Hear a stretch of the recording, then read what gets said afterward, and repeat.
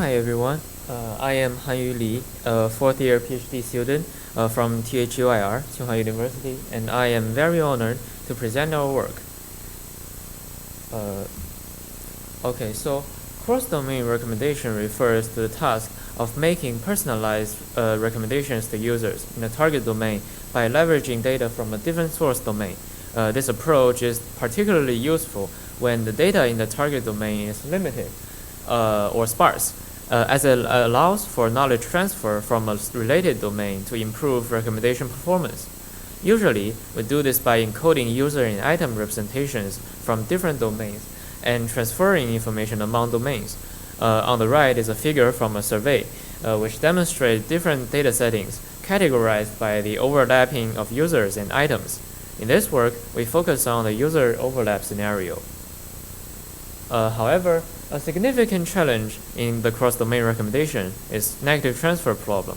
It occurs when the knowledge or patterns learned from the source domain are not applicable or even detrimental to the target domain, leading to decreased recommendation accuracy. This issue can arise due to difference in source in the difference of user preferences, item characteristics, or other factors between the source and target domains. Addressing the negative transfer problem is crucial for the success of cross-domain recommenders, as it directly impacts the quality of representations provided to the users. Previous work has addressed the negative transfer problem by designing adaptive representations for overlap users, like Dyson CDR. However, they provide no direct solutions for the this trade-off between utilizing source domain knowledge and avoiding the irrelevant information. As illustrated in this figure, suppose we aim to learn the user profile of this user U in a target domain from known users with similar preferences. The similarity between user U and U2 in the source domain conflicts with the target domain. This kind of irrelevant information confounds the model and induces suboptimal performance. Single domain approaches utilize the target domain information from similar users, like in the box here, U1 and U3. They are similar to the user U in the target domain.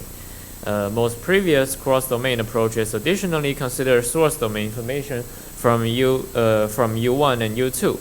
However, the irrelevant source information of U2 should be filtered out during the model training, because as you can see, user 2 has completely different preferences in the target domain with user U.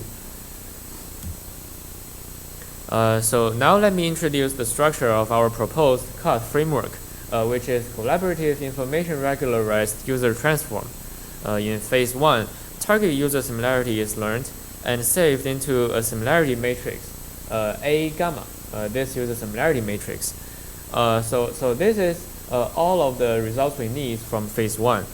And also AIJ, here APQ is 1 when user P and user Q are similar. So how do we get the similarity between two users?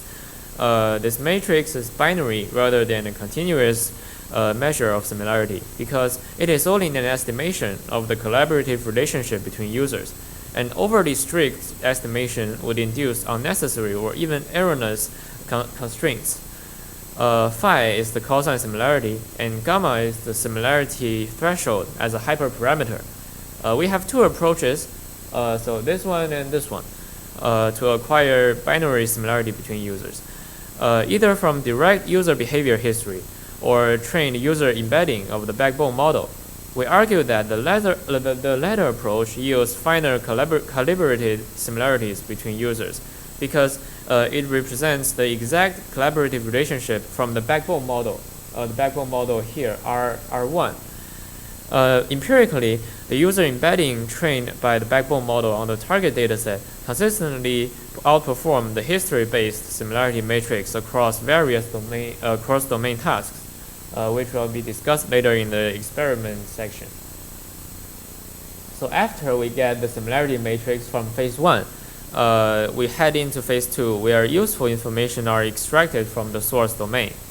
Now we introduce the user representation transformation layer, this one, the overlapping users should have different representations in the source and target domains to indicate the domain differences.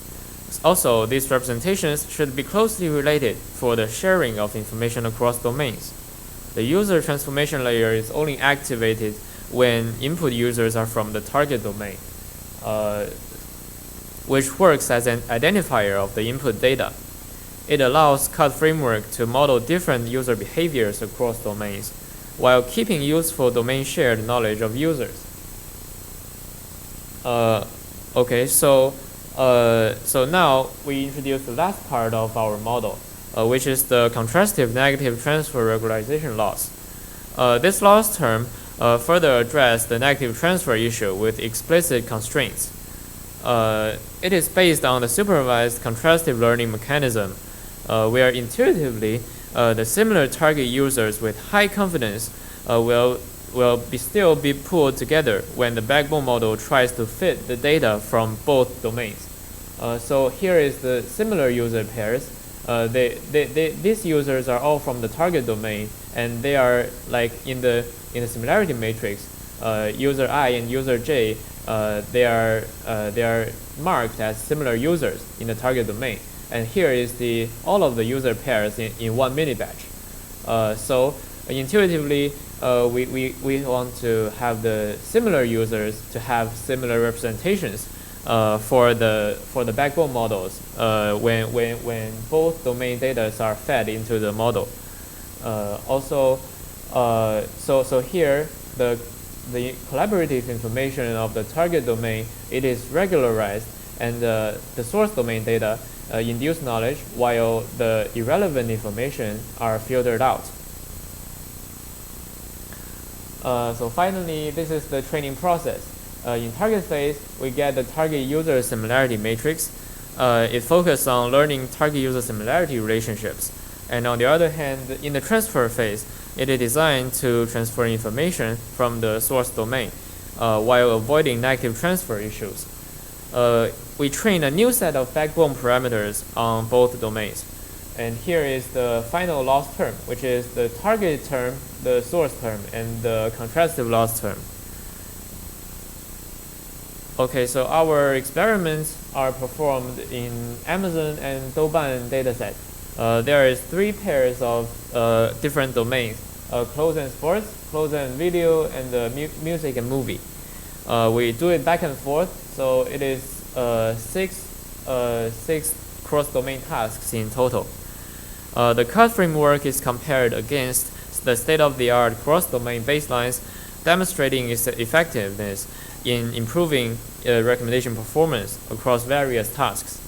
For each pair of domains, we consider both directions, and in the box settings, for example, the red boxes, we can see that when Weizhi is trained on both domains, negative transfer happens, and the performance on the closed dataset even drops when more data is considered.